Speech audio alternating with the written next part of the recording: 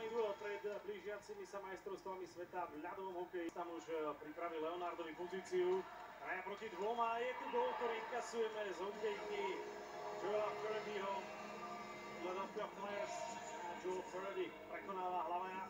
Išla vlna traja na dvoch a nabukuje z toho náš inkasovaný gól. Myslím, že sme zbytočne stratili puk, butili. Prečíslenie 3-2. Hrajú to jednoducho do brány, tlak je tam. Hráč na dorážku, iba 1-0.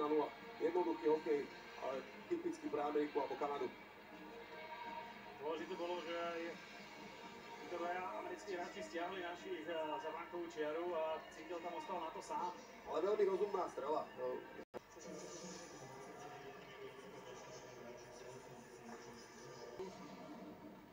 Keď sme teraz nahadzovanie neúspeli a tak Žvorenský opäť kontroluje tú situáciu. Na modrej čiare inkasujeme druhý gól.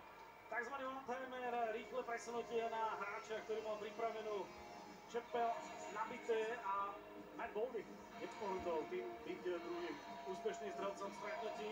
Joel Slafkovský sa tak môže vrátiť na striedačku. Nemôžeme prehrať, to bolo tak čisto.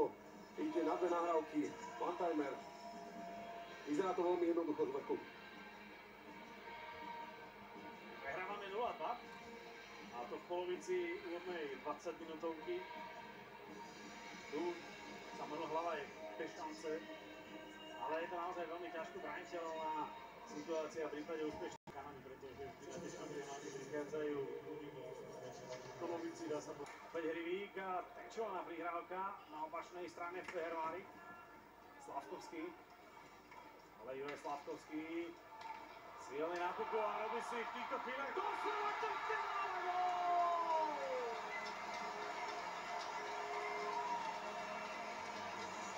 Joel Slafkovský znížil na rozdiel jedného gólu po nádhernej individuálnej akcii.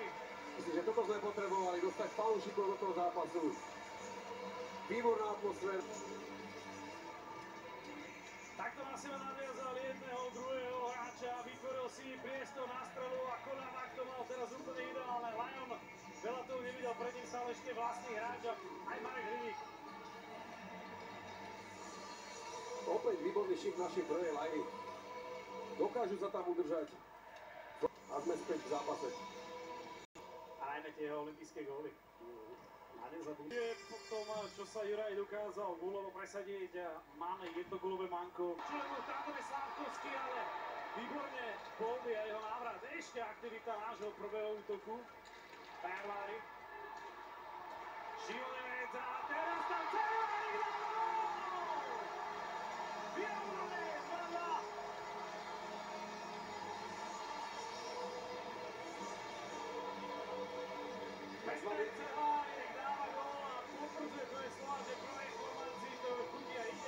Nám pomohlo, dostali sme sa k ním.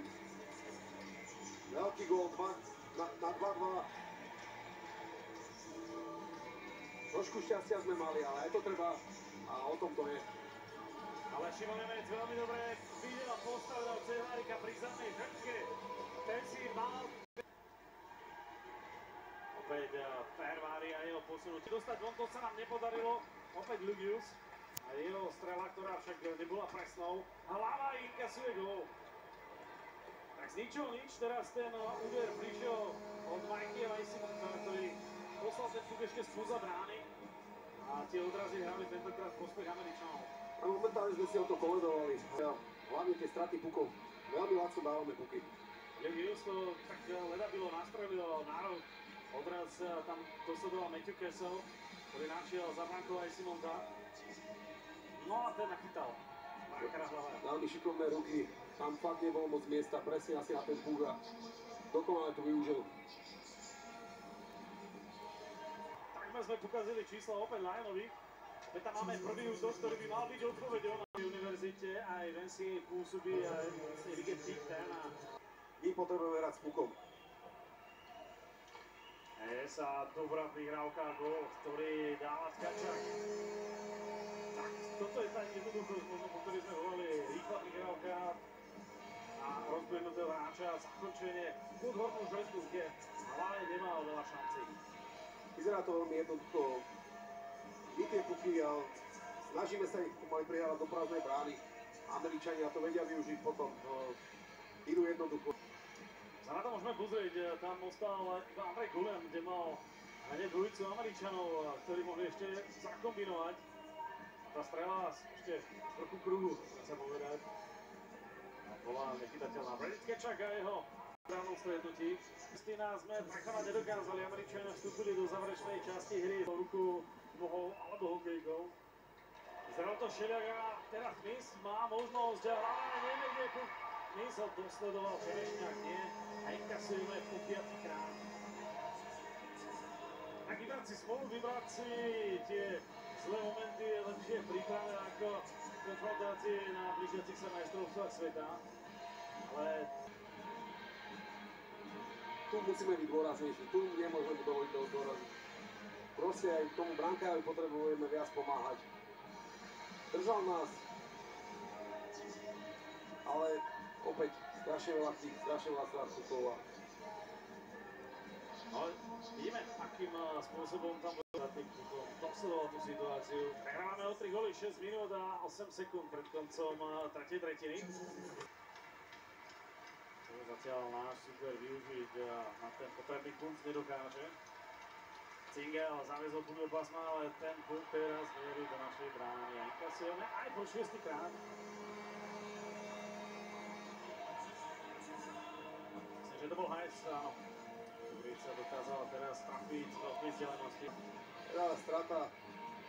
Američan puchol do toho. Ale backhandom. Ego. Prehráme 2-6. V tejto situácii možno bolo lepšie si to nahodiť na zadný mantinel. Oni stáli všetci.